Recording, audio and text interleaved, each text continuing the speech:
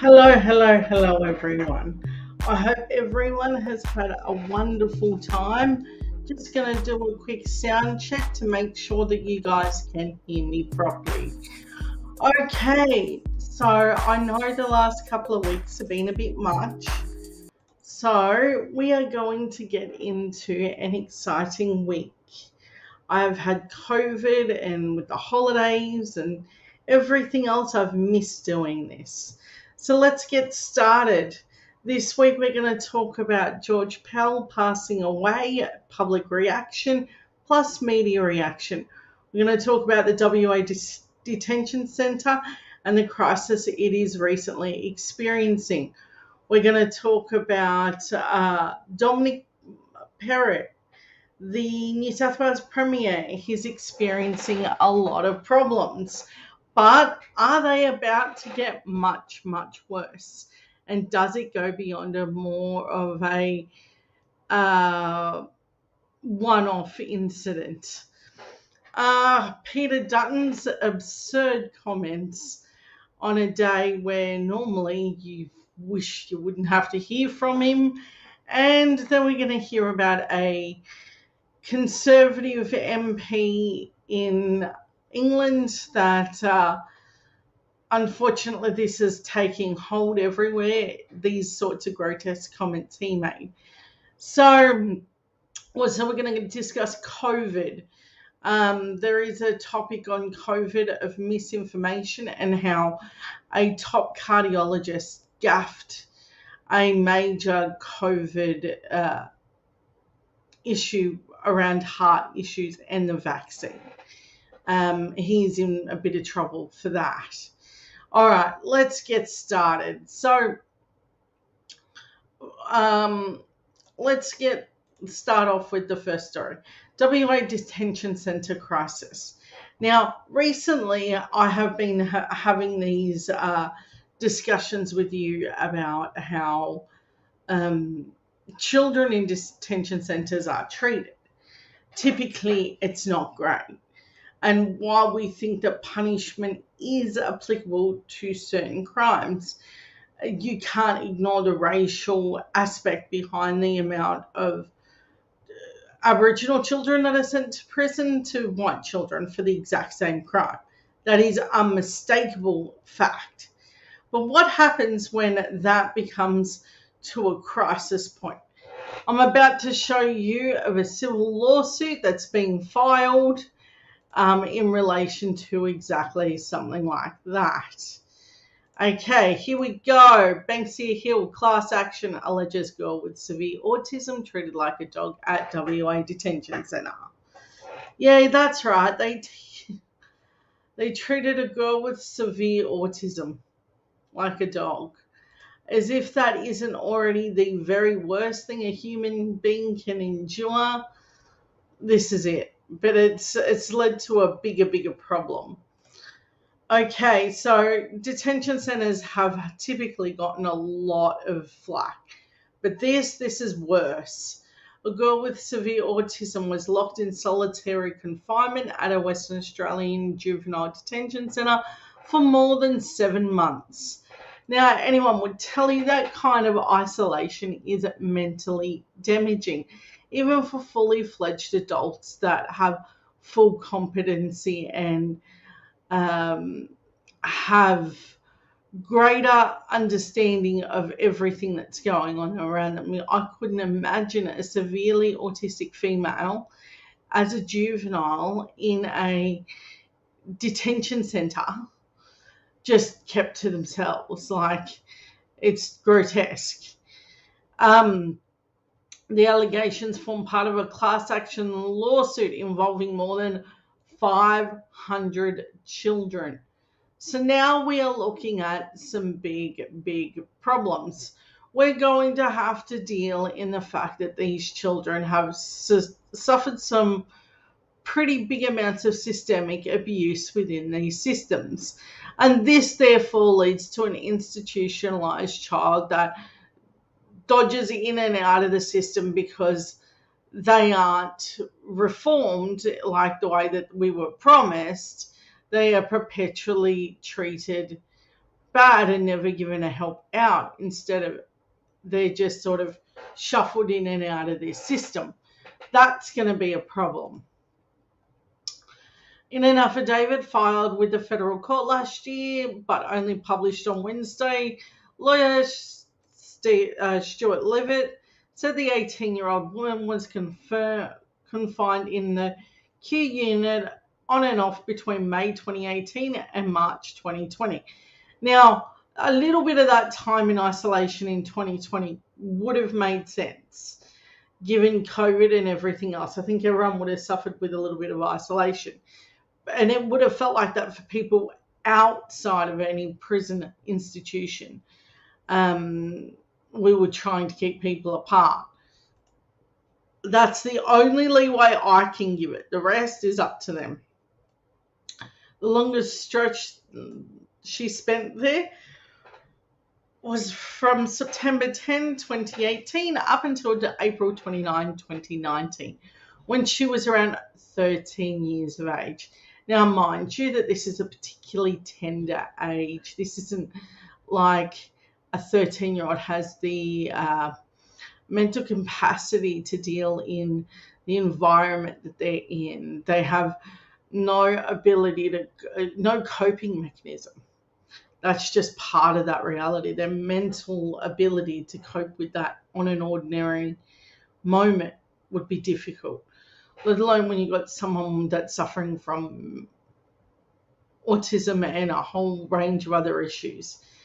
Mr. Levitt alleges that while held there, the girl was regularly locked in a cell for 23 hours a day. For a child, that's horrendous.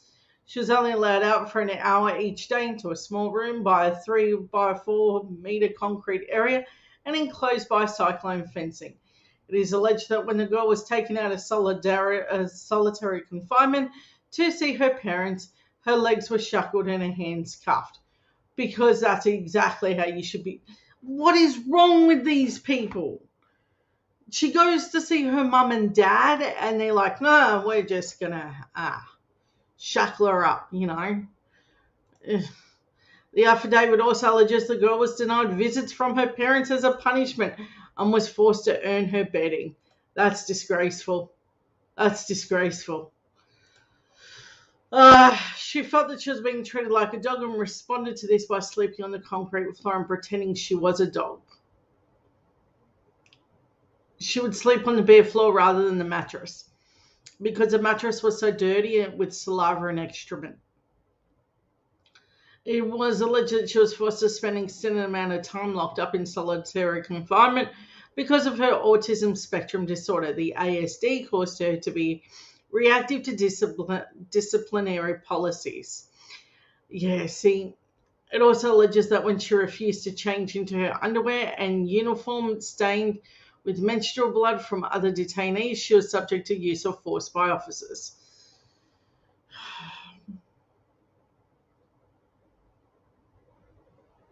Yeah, that's gross. She found it intolerable to wear underwear and outer garments that have visible menstrual stains by mental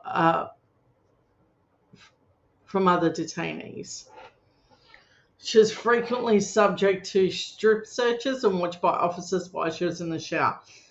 She found this experience distressing and humiliating. We're talking about a kid here. We're not talking about some grown adult that understands the system, knows what they did, has full capacity for all of these things. Even in adults, I don't agree with this, but kids, problems. The document also alleges that she was held down and had her head banged against the wall by multiple officers. Many times an officer subjected her to instruments of restraint, such as handcuffs, leg shackles, and spit hoods. There's a lot in that. There really, really is. She found the use of force, imposition, and restraints on her extremely traumatic and often reacted to these incidents by escalating her non-compliant behaviour and acts of self-harm. It also claimed that the girl was given very little access to education because of her long periods of solitary. confinement and was also not given adequate therapeutic support for her ASD. It is alleged that the extended confinement, strip searches, and use of force had a compounding effect on her disorder. And the other lead applicant, a young man with an intellectual disability, was also allegedly subjected to excessive force and denied family visits. The affidavit alleges that he was held in solitary confinement at one point for 10 days at a time. It also alleges that he was subjected to controversial restraint practices known as folding up.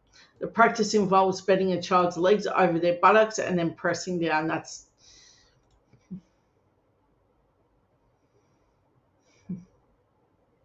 You have to think, if this is your kid and they got into trouble for whatever reason, do you just want police going there and wrapping him up like this, keeping him in solitary confinement for months on end?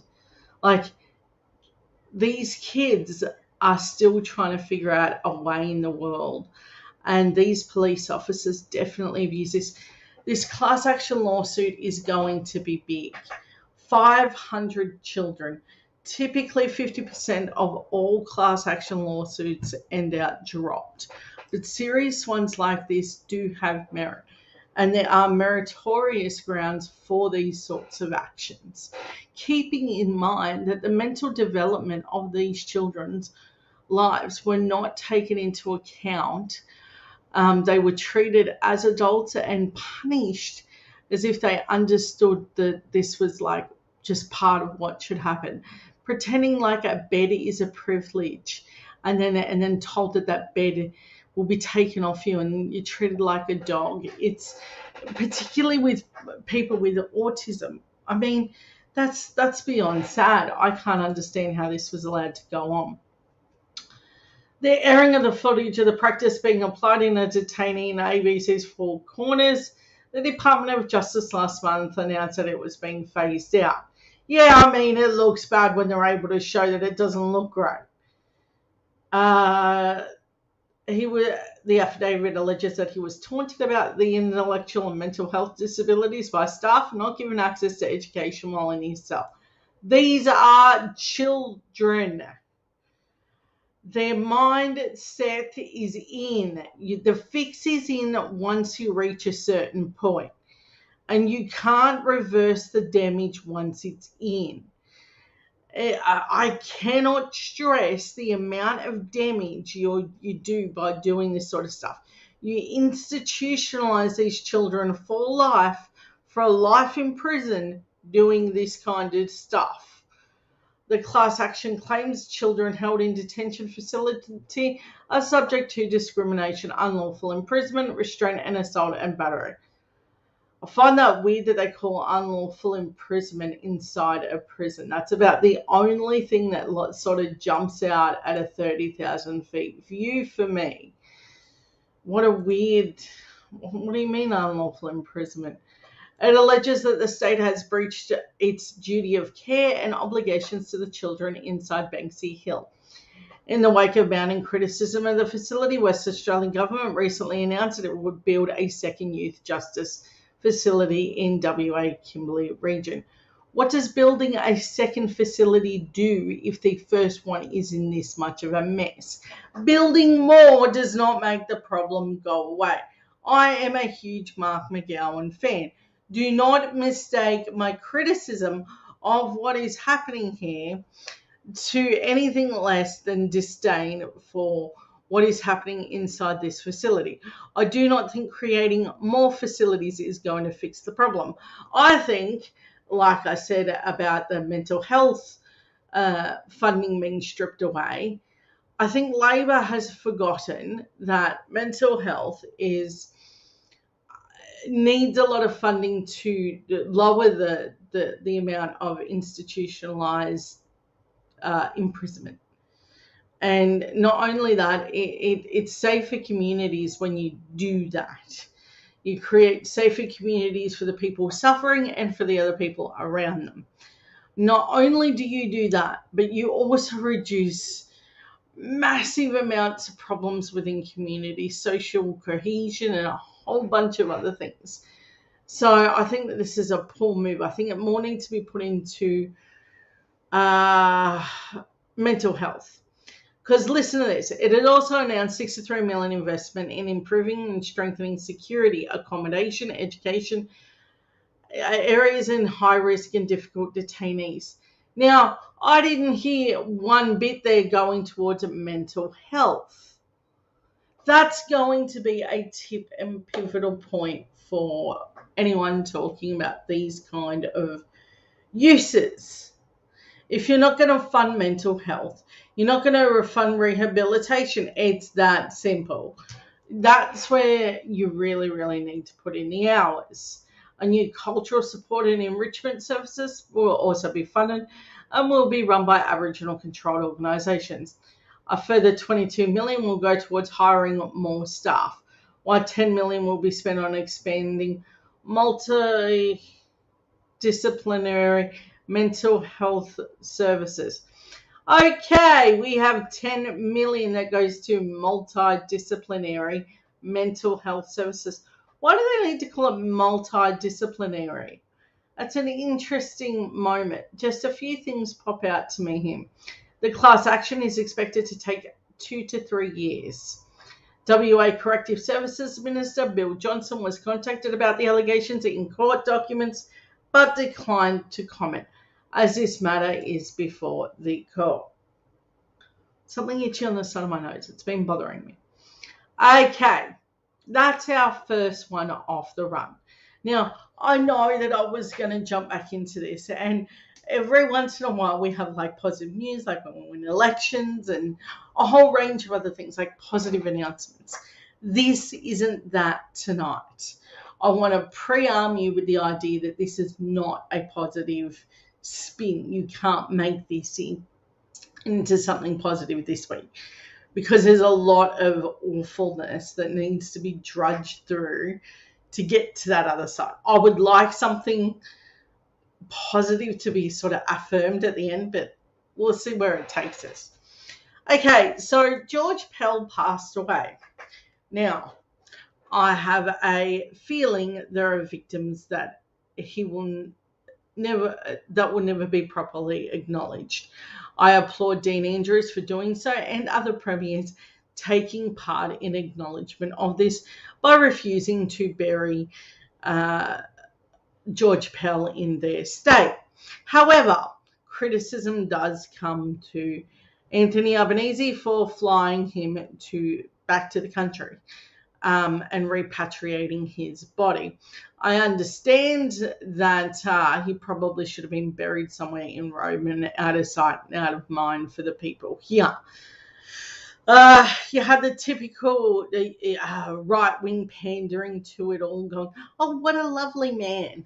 So that's where I'm going to lean into this. What happened, knowing that the media has taken to pretending that it wasn't as bad as what we all thought? He did not get his convictions quashed on lack of evidence. No. It was on a technicality. That's not a win. And it's definitely not a win for those victims. That evidence was proven beyond a reasonable doubt of doing it. It was a weird technicality that they got him out of there. And if you ask me, it's another sign that our justice system is two-tiered. Someone of a different background and a different pay packet, maybe not so much, niceties. But have a look at this right up from the ABC of all places. Now, if you're not calling for Ida Buttrose to be stripped of her role, this should tip you over the edge. They're putting him out there as a misunderstood man, the George Pell that I knew, making it sound like he had this wonderful social powering moments. Look, an engine room was intelligent debate between Catholic and Catholic-friendly men and women. This is grotesque. ABC, this is the level worst thing you can do. Oh, no. But Rupert Murdoch can't be left out of this. check out this. They do their own little, I don't know, victim blaming and bashing along their way. So this is, if you remember this tweet from Andrew Bolt, I need you to look at this and then understand just how grotesque this sort of thing is. Just a reminder, this was around the time that George Pell was arrested. And this is my point. Making an excuse for why something happens to a victim rather than blaming the person that's attacking the victim is grotesque in its first nature. But we're not done with that, because this is Rupert Murdoch's playhouse. He will continually make a bad excuse for a bad action. For instance, when Kyle Rittenhouse shot 2 people at a protest in America, he made amazing posturing moments of, oh, he should get off totally. Him and his Fox network even here were like, oh, look, what a wonderful young man. We should have more of that. They even interviewed him. It was gross. Miranda Devine couldn't get enough of him. It's almost as if, and stay with me here if you're following this, it's almost as if Rupert Murdoch likes perpetrators and hates victims, because I'm not done. Check out this one from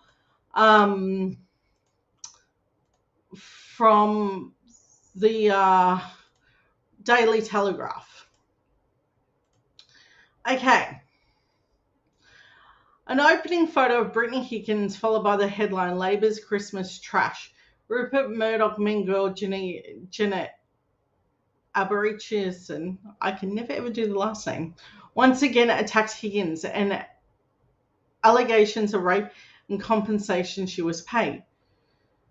It's almost as if, stay with me here, they hate the victims and love the perpetrator. This is continuous. And I really can't stress how many times I interviewed people like Pauline Hanson and Mark Latham, you know, the guy who broke a taxi man's arm. That guy. The guy who openly tipped his hat to white supremacists. Yeah, that guy. They gave Clive Palmer endless spreadsheets. The Liberal Party, endless pandering. You know, there is no end to how grotesque this paper is. This is the same paper that thought it was appropriate to hack a dead little girl's phone and not forgetting the Queen. These are all from the same filth. The top masterhead is Rupert Murdoch and his trashy little grotesque moment of, you don't hear about what happened with Prince Philip, but he's more than happy to trash Prince Harry. This is weird, right? You'll attack someone that has no victims, but Prince Philip that has, well, you know, no mention, crickets. It's a little bit weird at this point. I'm starting to lean into this whole idea that maybe Rupert Murdoch is some kind of nasty old predator. Prove me wrong, because if he is going to behave in this way, I'm going to call it like I see it. He needs to show me that he's supportive of victims just once, because I don't see it. He claims that this massive cancel culture on the right. But here's the interesting part. Who are the people that are so-called getting cancelled? No, not standard people. They're people that say grotesque things and they were never actually cancelled. They just claim they're being cancelled after saying something horrendous because people didn't want to hear them anymore. I don't know when society got this messy. And I've always spoken about Rupert Murdoch being vile, but I've never before seen such a link between what Rupert Murdoch does with the perpetrator and what he does to the victims so much than I have in this very moment. Now, if you take to the ABC, they're all wearing black. Why? Because Ida Buttrose, the very very liberal lady that decided that's the angle you should go with in mourning of George Pell. It's wrong. There's 1,000 things wrong here. I want our institutions back. I want to be safe within these realms. This isn't safe. You got to think of this from a victim's point of view. If they ever came forward too, they've got this huge arm against them. You know, Brittany spent time in a mental health facility for this, and we should not have known that. There is no way in hell that should have made print. There has to be a level of accountability here.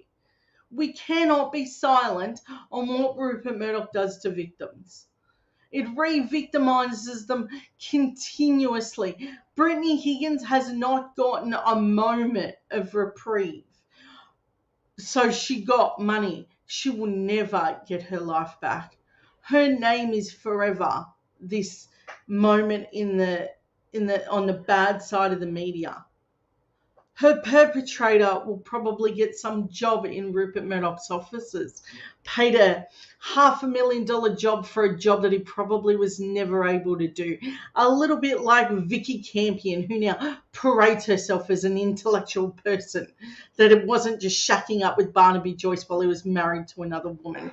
These people are grotesque, and I'm sick of hearing about how that, it's just one institution. It's a whole bunch.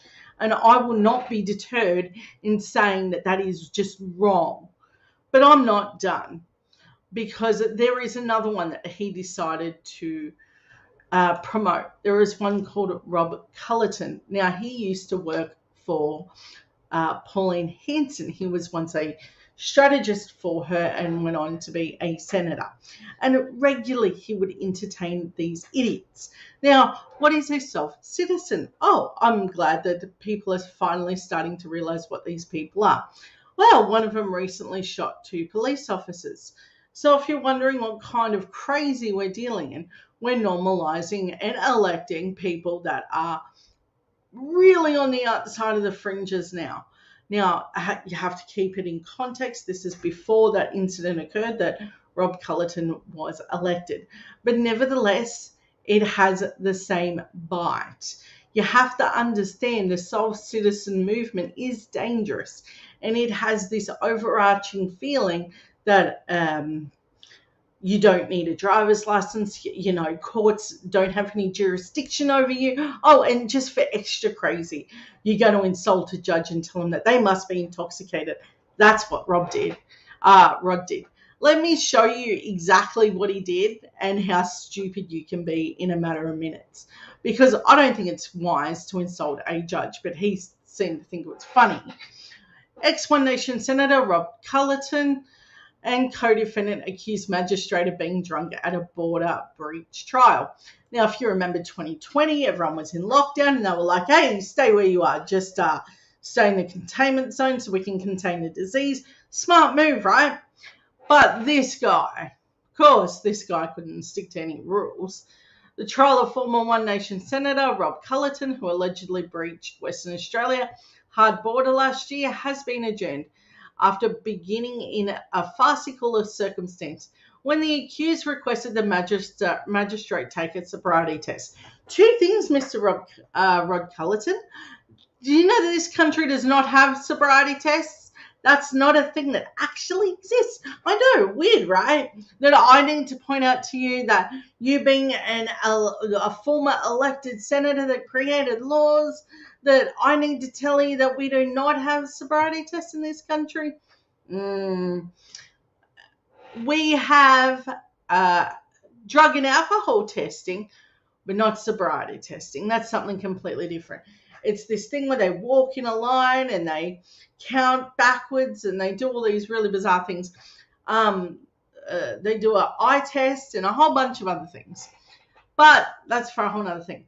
Mr. Cullerton and his co-accused 57-year-old Rosalind Jane Stewart are on trial in the Kalgoorlie Magistrates Court for allegedly failing to comply with a direction under Emergency Management Act last year. The charge carries the potential sentences of up to 12 months in jail or a fine of $50,000. The pair were entered into a courtroom, had not even been approached the bar before they began to test the patience of the magistrate, Kevin Taverner. Taverner. There you go. I'm getting better with the names. They repeatedly refused to identify themselves when asked if they were the people named on the charge sheet, and took a seat after Mrs. Stewart had exclaimed 3 times, "We do not recognise the jurisdiction of this court." Because, of course, this is what SIDs do. Because they're mental.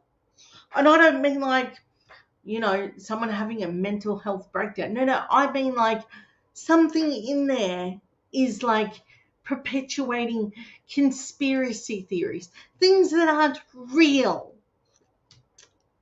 Next minute, they're going to go the full American version and quote some Black's Law dictionary. I'm amazed that they didn't throw that out there. Like, the court doesn't have jurisdiction over them. Okay, so why'd you rock up to court if they don't have jurisdiction over you, dumbass? This is my point. They do not understand the basic principles of what they're doing. Mr. Cullerton was unsuccessfully attempted to make a constitutional argument claiming the Erie Highway was a Commonwealth jurisdiction, but the magistrate responded repeatedly that he did not understand Mr. Cullerton's arguments. No, because you've never seen a weirdo like this.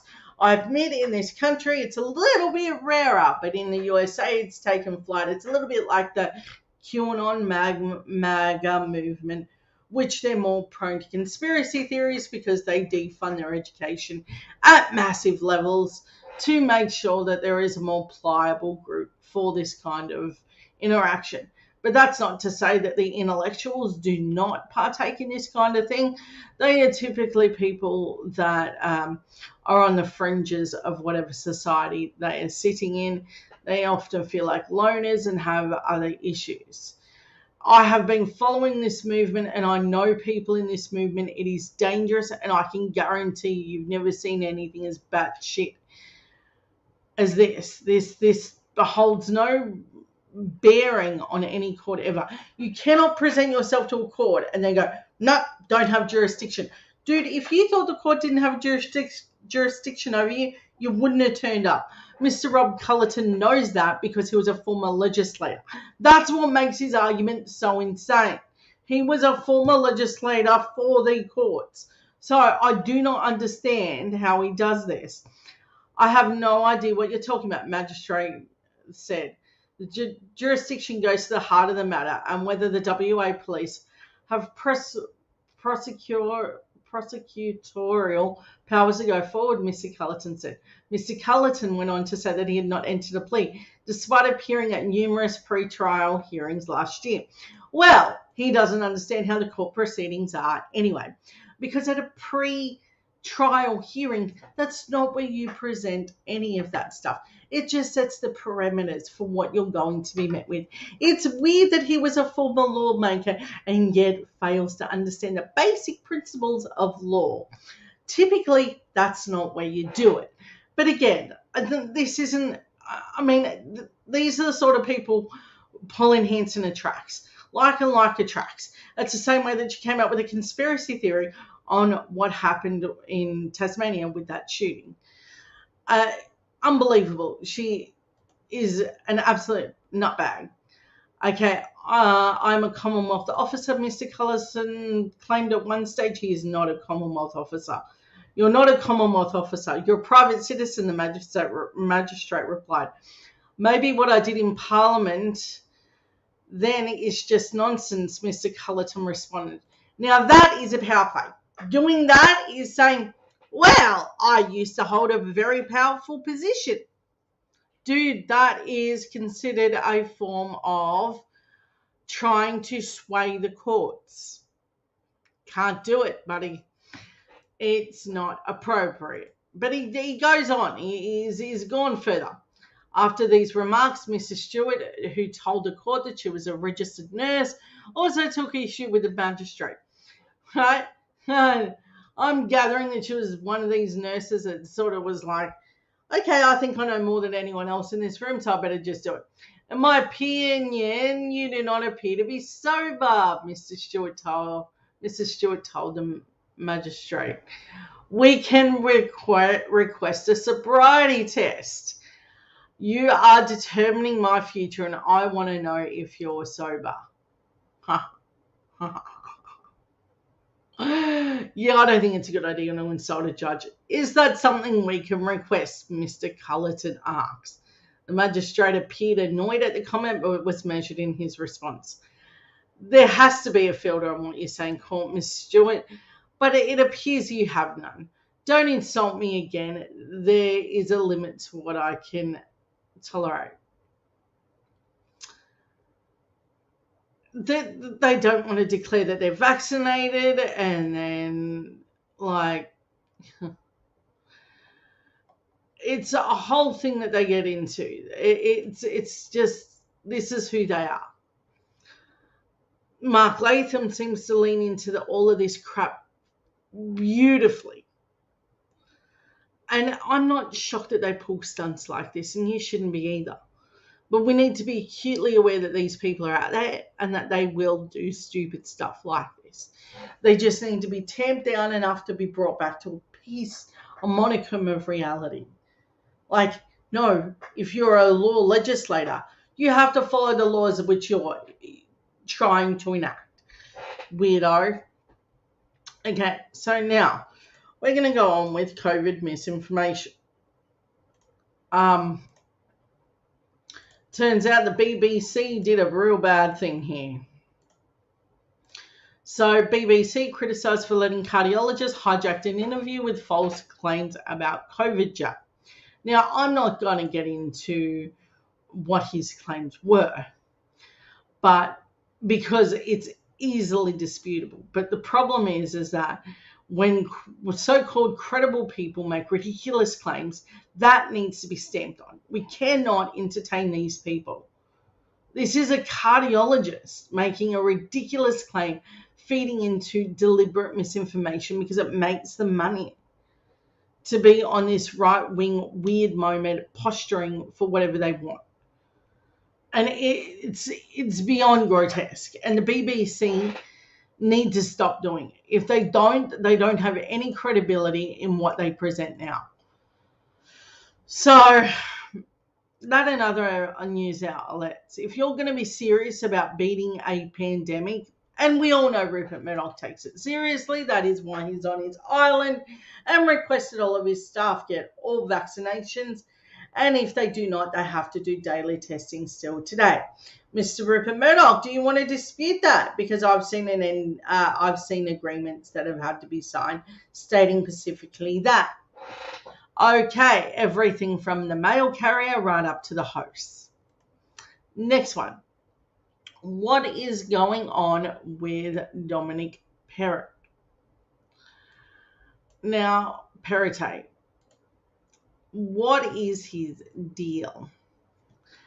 So recently he got caught in a situation where he found a Nazi costume, wore it, and it was grotesque. And even 20 odd years ago, it was grotesque to do it. Dominic has come out and said that it was in poor taste and what have you, but it's not over. It's going to be a brutal, even his own side's like, yeah, okay, this is bad. Check out this coming his way. It's not going to be looking too great for him.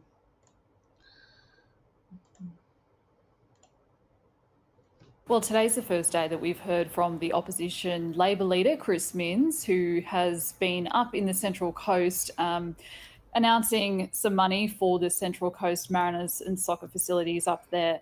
He has said today that he believes that the conduct of the Premier, Dominic Perrottet, is a big mistake.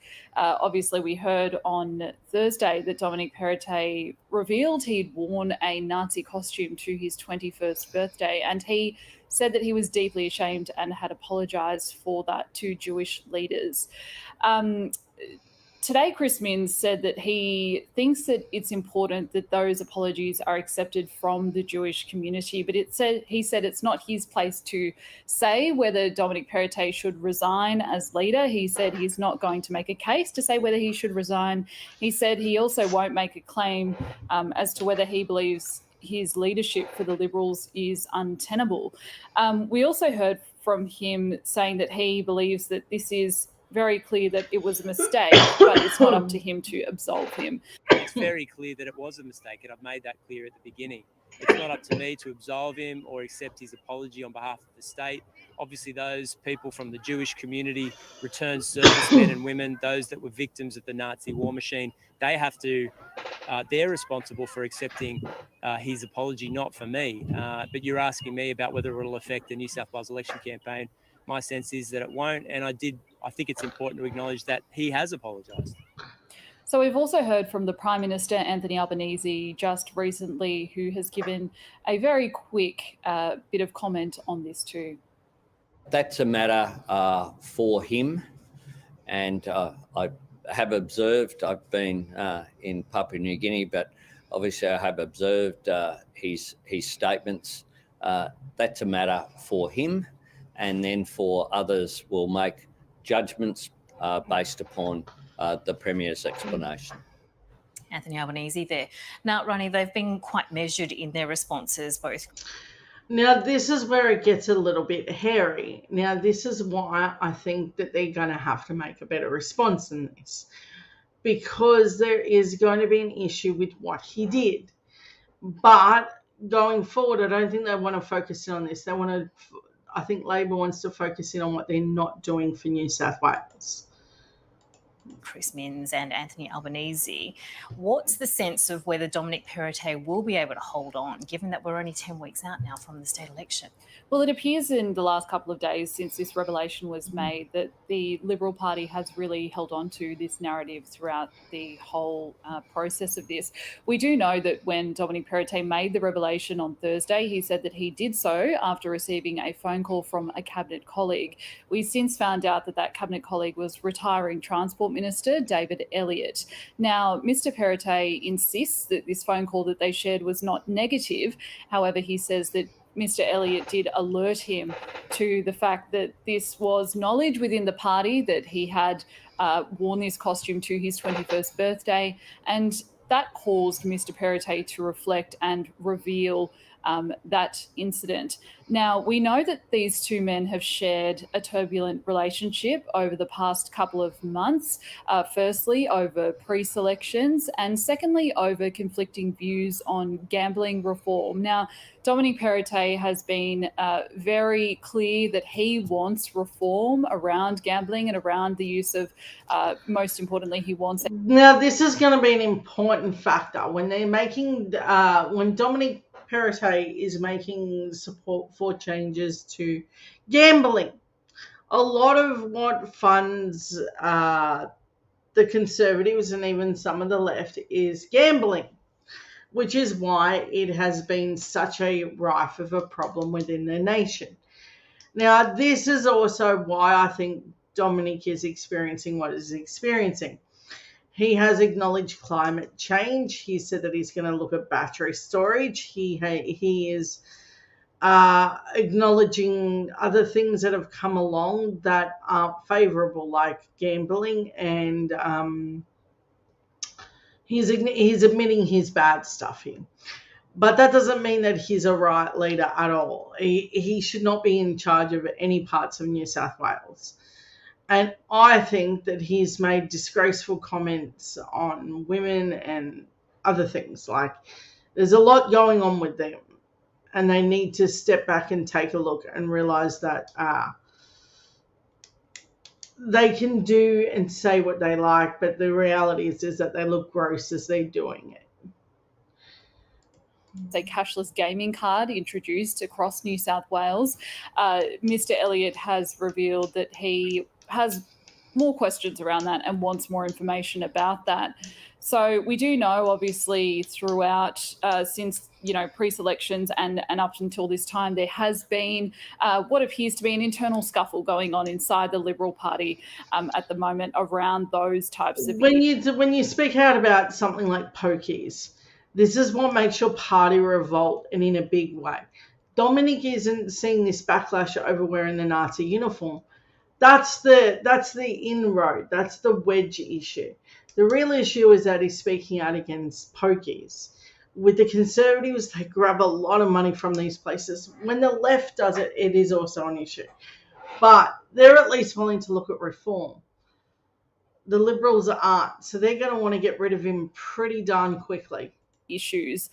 So we do know that obviously it has been a difficult time for the Premier facing this very serious allegation. He did go to Jewish leaders straight after he revealed it and seeking forgiveness and giving that apology face to face. We're 10 weeks away from an election, so we're yet to see how that will impact his leadership. Okay, so there's that. But then it gets a little bit worse. Turns out he's been referred to the police. So the crossbench has taken to doing so. Okay, here we go. New South Wales Premier Dominic Perrott will be referred to the police by a minor party that wants to know if he breached an obscure law on declarations when he joined the Liberal Party in wake of his Nazi controversy. Okay, he's set to draw a line under the controversy again and apologise for his action. The Shooters and Fishers Farmers Party, Robert Borsak, is arguing Mr. Perrott potentially broke oaths to the act when he signed the Liberal Party pre-selection document in 2010 when he declared that he had nothing to disclose that would embarrass his party. It's long past time to be held to account and not above the law. But can I say this? As grotesque as what Dominic did, I wish every party was held to that same ethics. 10 weeks away. So we will see what ends up happening there. I don't see it going too far, but we will see how the police think of it. Breaching that agreement. Okay. So what would happen if Peter Dutton made an absurd statement after how he treated the Biawila Tamil family? He tends to think that it was fine that he made this sort of statement. On behalf of the coalition, I send my best wishes to Australia's Tamil community as you celebrate Tamil Heritage Month. From the 14th to 18th of January. Okay, you and the LNP did everything possible to deport the Biawila family. Once again, the LNP fascists never let the truth get in the way of a good story. You quickly become one of the worst opposition leaders ever, with all your negativity, dog whistling, and lies. Yeah, remember when he made claims about African gang youth? Grotesque. He's just grotesque.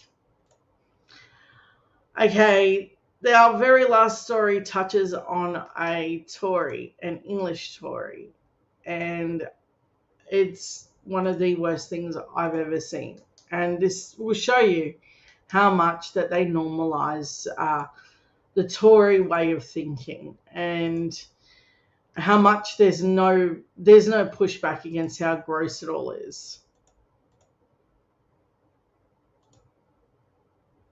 He's the son of William Rees-Mogg. May 24th, 1969, Jacob Rees-Mogg is born in London. He's the son of William Rees-Mogg, editor of the Times newspaper. 1982. By now a people at Eton, Jacob is the focus of a French television documentary titled 12 Years Old, Trader and Fan of Thatcher. I love money. Always have done. Why? Because you need money, and with money you can make more money. And if you've got money, you can buy things that you want. I could buy this Rolls Royce. Do you intend to get married and to have children? No. I intend to stay a bachelor. because I don't want to get divorced and have the wife take all my money. That's what he thinks 1997. women The just take 27-year-old money. Mogg is selected as the Conservative Party candidate for Central Fife, a traditional Labour seat in Scotland. He causes bewilderment amongst locals when his nanny accompanies him campaigning, though she is primarily there to iron his shirts. Mogg tells the media, "I do wish you wouldn't keep going on about my nanny. If I had a valet, you would think it was perfectly normal." 1998. According to his biographer, Mogg's nanny and maid take it in turns to hold an open book above his neck to prevent it from burning while he hosts a picnic in the sunshine at Glyndebourne. He is 29 years old. 2001, he runs again for election, this time in the Wrekin, and once again he loses. 2006, Mogg compares people who were not privately educated and did not go to Oxford or Cambridge to potted plants. He also implies that he thinks anyone educated in the state sector is incapable of writing an articulate letter.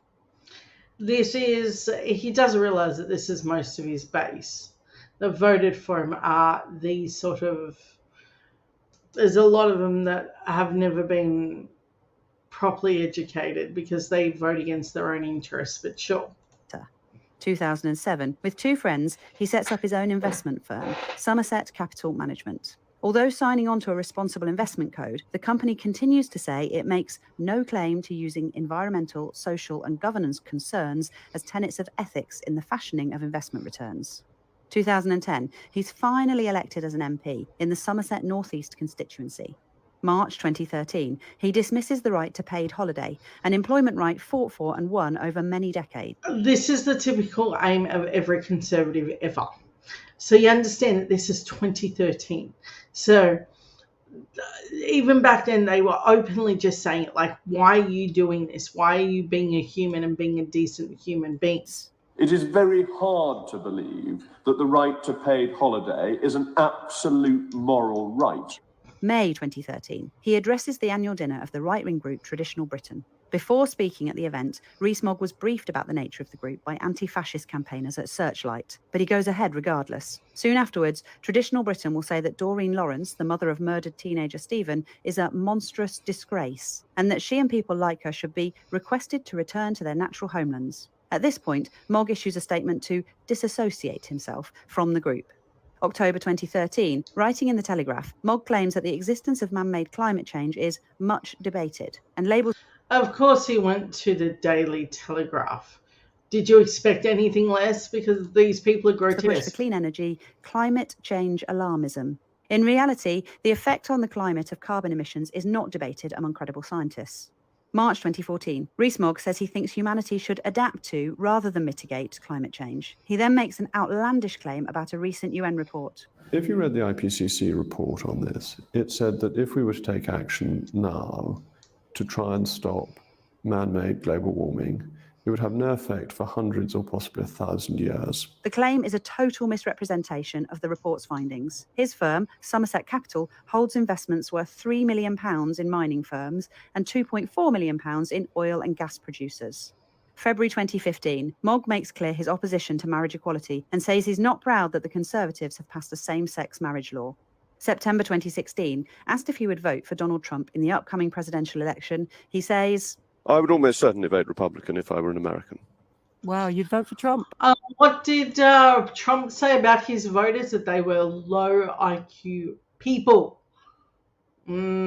See? They contradict each other at a constant... By this point, Trump has been running a racist, sexist campaign for a year and has been credibly accused of sexual assault by multiple women. July 2017, Mogg admits he's never changed a nappy, despite having 6 children. Nanny would kill me, he says. September 2017, amid soaring use of food banks under the Conservative government, Mogg says the rise in their use is down to Labour deliberately not telling people about their existence. And the former Labour government would not tell them. And that was a policy decision to stop people knowing that there was help available, and to have charitable support given by people voluntarily to support their fellow citizens, I think is rather uplifting. That same month, he tells Good Morning Britain he's still against marriage equality and is opposed to abortion in all cases. I'm completely opposed to abortion. Life begins at the point of conception. Why are you... Yeah, no, this is what I mean. He's grotesque in every possible form, and each and every statement he makes is considerably worse than the last. That is the point to this kind of educational moment in who these Conservatives are. Are you completely opposed to abortion in all circumstances? Yes, I am. Rape and incest? Sexual I'm violence. afraid so. He then expresses his opposition to the morning after pill. When asked about the introduction of a cheaper version of the treatment, he says that's a great sadness. A month later, Mogg admits to profiting from the sale of abortion pills. His company, Somerset Capital, has invested £5 million in Calbe Pharma, a company that produces and markets misoprostol pills designed to treat stomach ulcers, but which are widely used in illegal abortions in Indonesia. Rees-Mogg defends the investment, arguing that the company in question obeys Indonesian law. Yeah, see, it's okay so long as it's not people he wants born. But there's all sorts of reasons why people need these services. That's not to say that these people didn't legitimately need these services. There are legitimate reasons for this. I don't think making it illegal won't make the problem go away. It's a little bit like prohibition, only worse as a whole human that's unwanted. From a drug I don't profit that from allows for abortions. That story's not true, because in Indonesia abortions are illegal. Several days later, it's revealed that Somerset Capital also holds shares in FDC, a company that sells drugs used as part of legal abortions in India. Somerset Capital will subsequently sell the shares in FDC, with Rees-Mogg saying, "I'm glad it's a stock we no longer hold. I would not try to defend investing in companies that did things I believe are morally wrong." Somerset Capital continues to invest in tobacco companies and oil and gas conglomerates. Except for those ones. November 2017, Rees-Mogg meets Trump's former White House chief strategist, Steve Bannon, at a Mayfair hotel to discuss how right-wing movements can succeed in the United Kingdom and the United States. Bannon has spent recent years at far-right website Breitbart News pushing racist, sexist, xenophobic and anti-Semitic material into the vein of the alt-right. Mogg is nevertheless content to strategize with him. So, Darryl, I think the Tory party needs to be clear which side of the fence it's on. It'll need a leader that is intellectually brave. I think Jacob would actually be the right guy. March 2018, it's revealed that Somerset Capital profits from a £60 million investment in Sberbank, a Russian bank that has been the target of European Union sanctions since 2014 after Vladimir Putin's occupation of the Ukrainian territory of Crimea. March 2019, according to a Channel 4 Dispatches investigation, Mogg has earned about £7 million in profits from Somerset Capital since the Brexit vote. By now, the company has set up two funds based in Dublin, thus benefiting from the Irish capital status, unlike London, of being an established EU city. Rees-Mogg still works for Somerset Capital, earning £14,000 a month alongside his job as an elected MP and continuing to own 15% of the shares. The company is managed via subsidiaries in the tax havens of the Cayman Islands and Singapore. There is nothing illegal about this, and Mogg has been a consistent defender of offshore tax havens. April 2019. There's nothing illegal about offshore Cayman Islands accounts, but it's definitely morally and ethically wrong. And they know it. They want to talk about morals and ethics. Get rid of the Cayman Islands accounts. Mogg tweets an anti-Brussels speech by Alice Weidel, the co-leader of the German far-right party, the AfD. I don't think retweeting is an endorsement of things that other people stand for. It's just pointing out that there's something interesting that is worth watching. May 2019, Rees-Mogg is interviewed by Trump supporter James Dellingpole for far-right website Breitbart. "Donald Trump does conservative things," said Mogg. "He's got drive and enthusiasm for what he does. His judicial appointments are really well thought through. He's much more deliberate and thoughtful than people give him credit for." July 2019, Theresa May is replaced by Boris Johnson as Prime Minister, a development that came about in no small part due to the machinations of Mogg and the European Research Group, which he leads. Now watch He's what he rewarded does. with a cabinet job, as a result of which he steps back from his advisory role at Somerset Capital while maintaining his stake in the company. September 2019.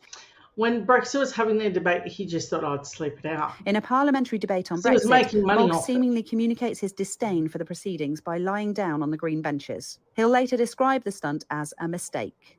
November 2019. In the midst of the general election campaign, Mogg implies that the victims of the Grenfell fire weren't smart enough to escape. The more one's read over the weekend about the report and about the chances of people surviving, if you just ignore what you're told and leave, you are so much safer. And I think if either of us were in a fire, whatever the fire brigade said, we would leave the burning building. It just seems the common sense thing to do. He apologises for the comments and promptly disappears from the campaign trail amid claims that Tory strategists have banned him from further media performances. When a voter challenges him on his Grenfell comments, the MP flees. Sorry what? What are you sorry about, sir? I'd be delighted to. No, stay. We've got other things to ask you, Jacob. February 2022. By now Minister for Brexit Opportunities, it's revealed Rees-Mogg's business is directly profiting from significant investments in a Russian gas company chaired by an ally of Vladimir Putin. In the wake of Putin's invasion of Ukraine, Somerset Capital promises to ditch its shareholdings in Russian companies. September 2022.